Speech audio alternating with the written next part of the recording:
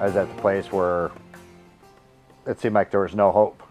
Like there's just a big hole that I've been trying to fill, and nothing was happening. I was just at the end. Moved back to Montana about 8 years ago, and at that time decided I was going to take this serious. A lot of the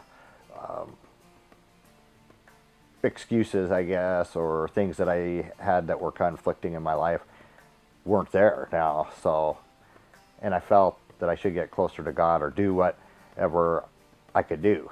And I did everything I thought I could do at the time, slowly getting in, serving anywhere I could. I worked with the music team on sound for years, and helped with the building and cleaning church, everything I could think of. Got to, and even a deacon in the church, and but I still just didn't quite feel like I was where I should be with God. That I had a church family, but that I felt, but I was still missing something. So I thought, what is it? What is it? Kept listening to different sermons and it was the Word. I wasn't reading the Word much. So it's like, okay, I'll get plugged into a bunch more Bible studies, and finally even start reading the Bible myself, which was the last thing, which is kind of dumb, but backwards, like the way I do a lot of things. But I started reading the Word, and things were going along, and it just, I still wasn't getting anywhere, but I was still plugging along.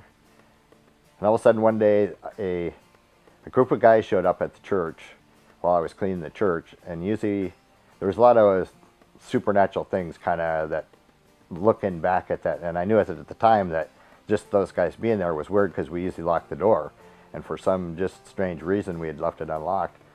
And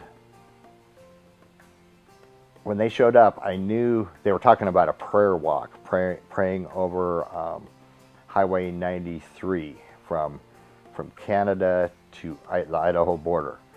I talked to some people at the church, and we got a group of people to participate in this prayer walk. And didn't know anything about it. Figured, well, God wants me to do this, so I'm going to do it. It's like giving my part of a Saturday, but I'll do it. So we showed up that Saturday morning, and it was an awesome day, just beautiful, and we were praying. There's birds flying around, just beautiful, and praying over every mile marker, and something different I'd never done. I mean, this is totally outside the walls of the church, you know, and praying over, especially the crosses, people that had, you know, passed on, and that. It was a really spiritual thing, you know. It's just us and God really out there, and everybody went their ways. Well, these original guys had talked to me, you need to be there for the testimonies, which was up in Florence. Got to be there for the testimonies, got to be there for the testimonies. And I don't know, this is a Saturday, I got things to do. And at the end of it, I decided I'm going to go up there and at least see what's going on, to the main base for it. Well, driving, I went up there and I saw, there's a few miles up there, and I saw what was going on with some of the core group. They were still out there doing the walk down to Idaho. And it was really, there were neat things going on. And I thought, I need to go back enough to where I thought, I'm going to go back for the testimonies and really see what this is. What are the testimonies? What are they going to be testimonies about?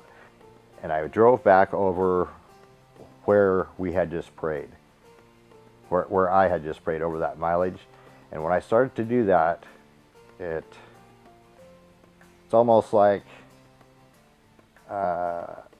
when you're watching TV and it goes from black and white to color or something like that. It was totally like that part of the world had changed because I had prayed over it, and it blew me away.